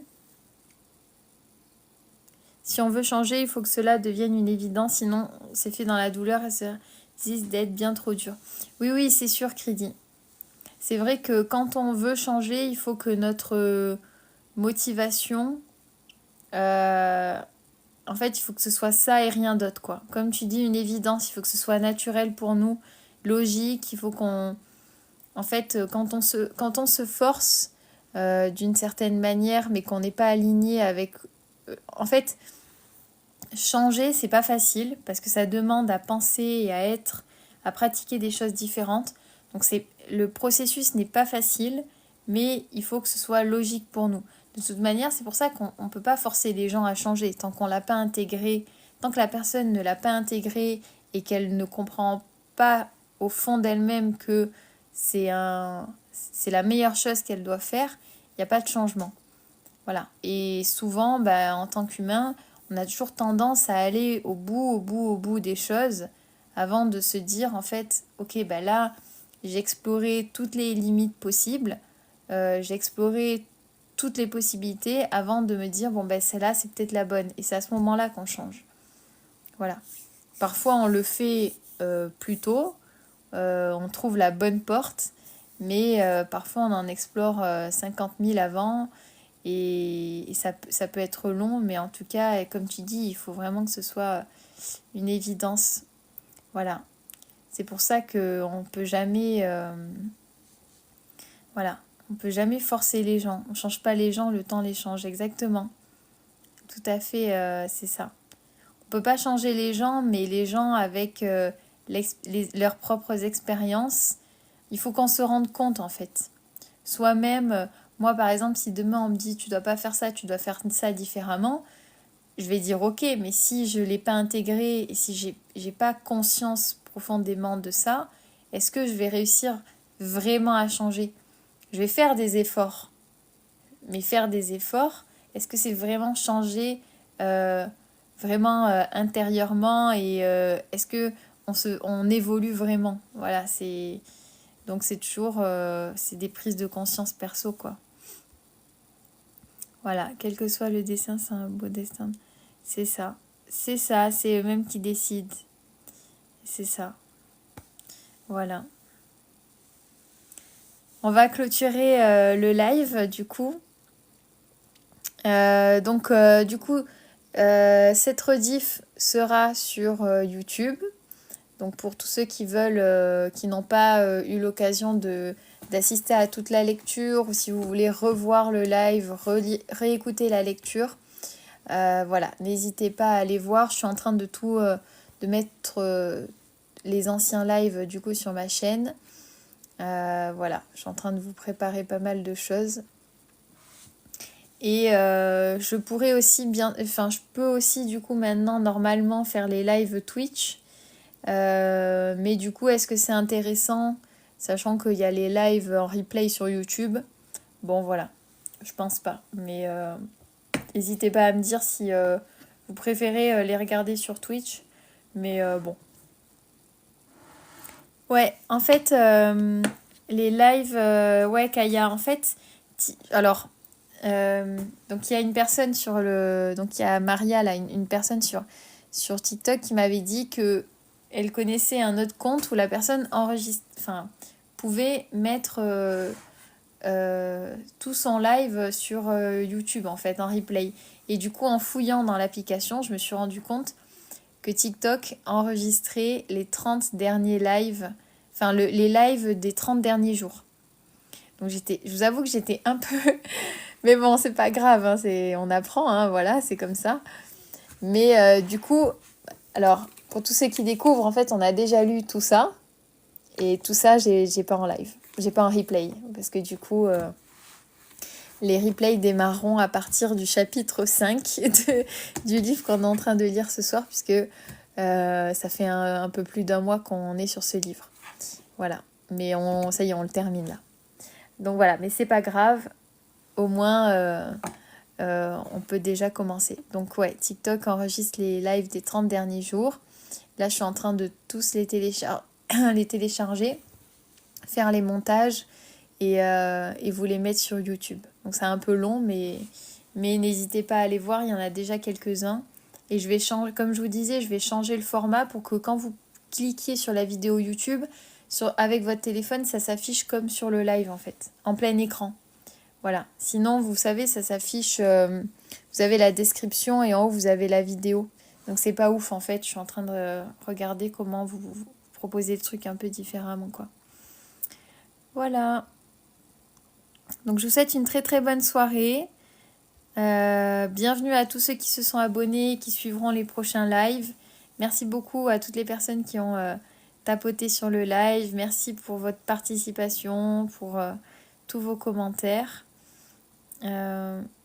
La question des heures miroirs. Ben, j'ai pas vu le commentaire, Elvis. C'était quoi ta question du coup? D'ailleurs, j'ai vu l'heure miroir 23-23 juste en regardant parce que j'ai mon ordi là.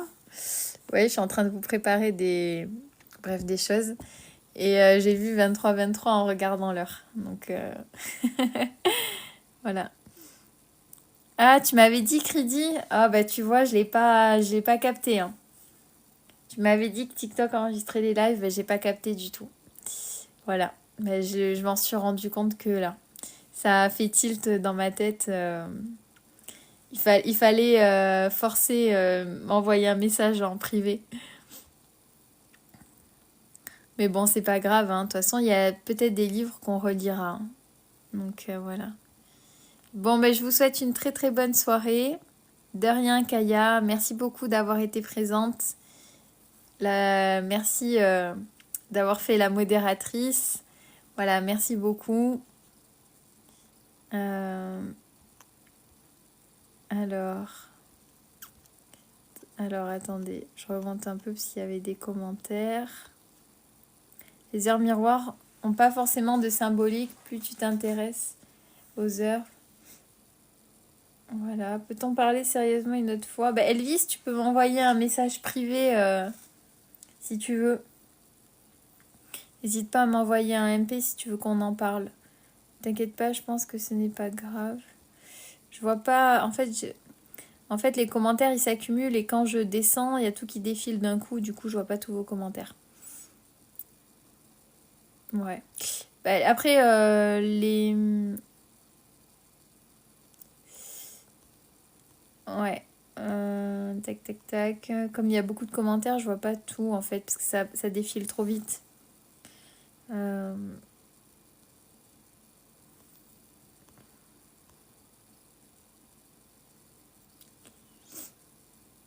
Donc voilà, j'aimerais en parler de ces heures miroirs. Ah ok, d'accord. Ok Elvis, ben, on en parlera la prochaine fois alors.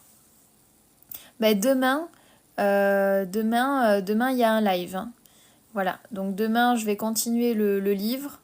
Euh, et du coup, donc on pourra parler des heures miroirs si tu veux Elvis. Sans problème. Voilà, donc je vous souhaite une très très bonne soirée.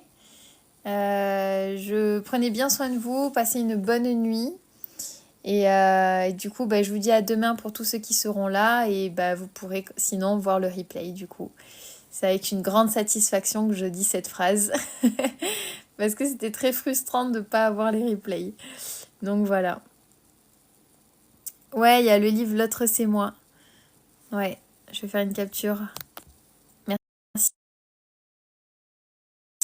Voilà, donc très bonne soirée. Je coupe le live. Je vous souhaite une très très bonne soirée. Merci Florence, merci Kaya, voilà, merci tout le monde, merci Lilous.